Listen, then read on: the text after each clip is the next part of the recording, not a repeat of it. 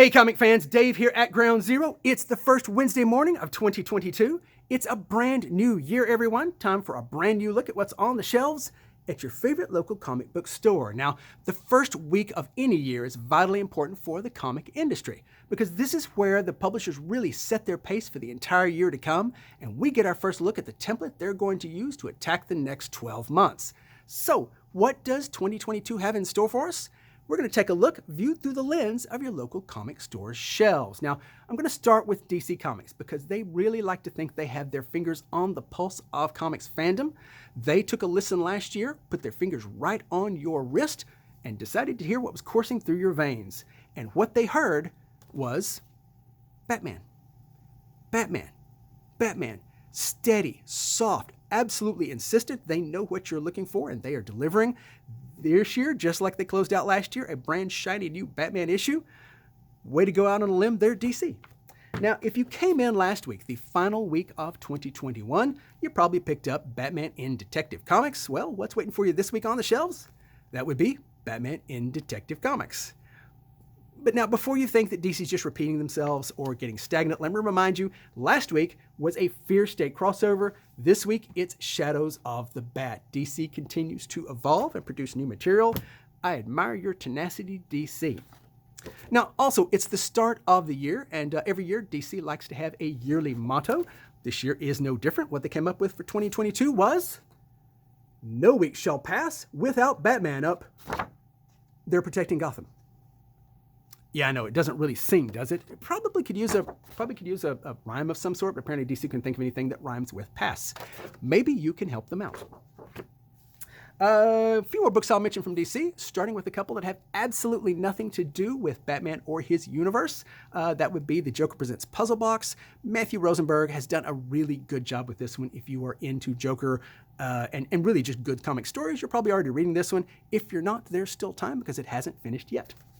Also, a book that Batman fans are definitely not reading is Arkham City, The Order of the World. I guess they're waiting for pointy ears, but you know, it's actually a really good story, and it's okay for you to read good stories. It's a brand new year.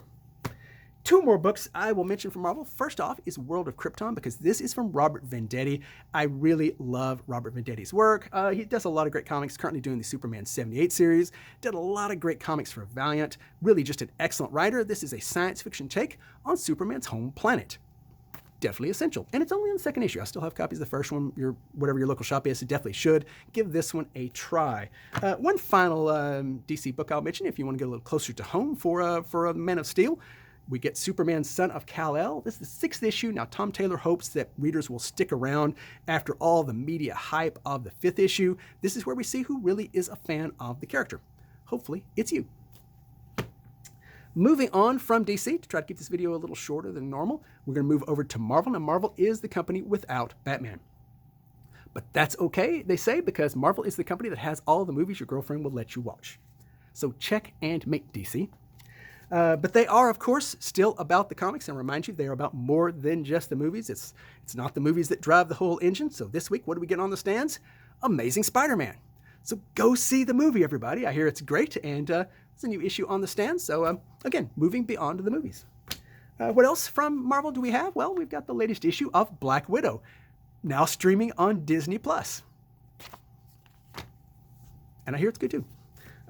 Shang-Chi is also out from Marvel. Shang-Chi had not been doing very well for a long, long time. Now all of a sudden he's got a bunch of new fans, and coincidentally, he's now streaming on Disney+.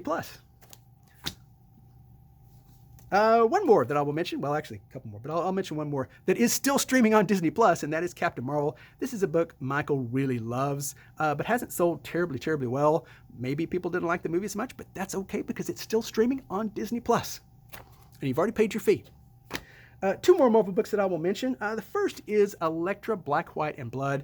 I really thought hopefully we would see the end of all the Black, White, and this and that with 2021. They certainly played it out as hard as they could that year.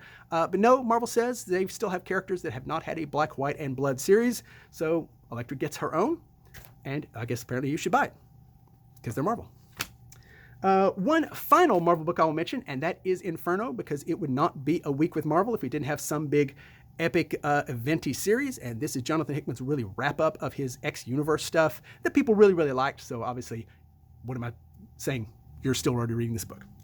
So there you go. That is it for Marvel. A little bit of disappointment there since they're just following the movies. DC obviously is just following Batman's cape tales. So what about the independents, you say? Well, I'm glad you asked, because a book that everybody has been anxiously awaiting arrives, and that is Stray Dogs Dog Days. This is a 2-issue series. Honestly, this is super important, not only because it was incredibly successful last year, but because I think there are two kinds of people in this world: dog lovers and people whose souls are black and malignant. Hopefully you are the former and you're anxiously awaiting Stray Dogs, and it's here on the stands.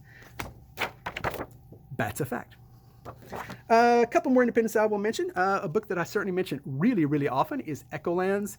I adore this book. The art by J.H. Williams is absolutely worth the price of admission alone.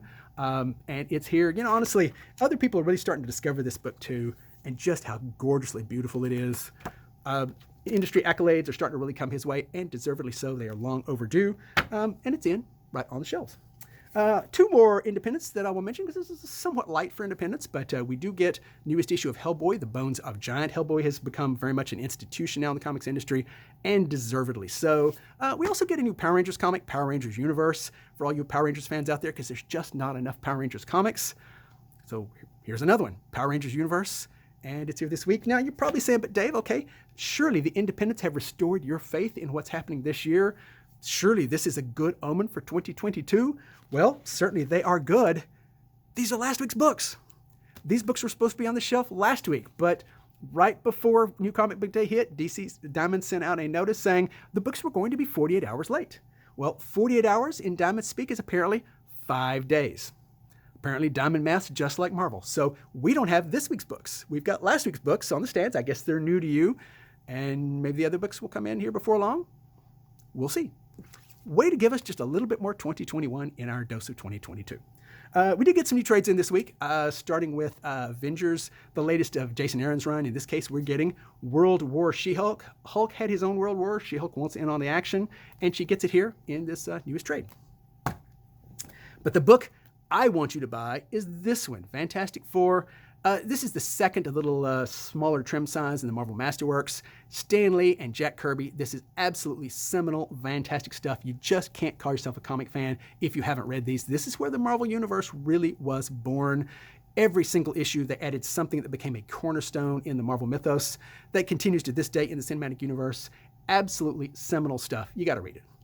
And it's here now in an affordably priced book. You have no further excuses. We also got in another epic collection from Moon Knight. We had two last week, but this week we get in the second. This is the second batch of stories. Now, people have really discovered Moon Knight lately. He's exploded in popularity, but those issues just aren't out there. He wasn't a big seller when he was first being published, so if you want to read those stories, you got to do them here in the epic collections. Luckily, Marvel is supplying them. From DC, I only will mention one trade because I think that's all we got, and that is Naomi. Naomi is a really good character from Brian Michael Bendis that really didn't get her due when she was first being published, but now she has a show on CW, so they're hoping you will give her another look, and deservedly so. Last thing I will mention from comics is Previews. Previews magazine, still going. It's also a week late because everything from Diamond was a week late, but hey, the big news for me that I'm excited about is Astro City is moving back to Image Comics. I loved Astro City. You can bet I will be pushing upon you as soon as we get some Astro City product in from Image Comics. So that's it, folks. 2022, we're there. Now, I know you're excited, and I'm excited to put the past 2 years behind you, but now think back to the end of 2020 when you were so excited that everything was about to turn over with 2021, and it would bring so many good things. I know, we were so young and adorably naive back then, but we're not that way anymore. Now we know we're warriors, we're battle-hardened from the last 2 years, so we can look forward to 2022 and say, bring it on. Give us your best shot. And then we can go hide under our beds with a big stack of comics. That's what I intend to do. So folks, just remember, we love you, and I mean these words sincerely when I say it's not about having what you want, it's about wanting what you have. And I really hope that 2022, you want everything you have. We love you. Take care and visit your local comic shop, everybody.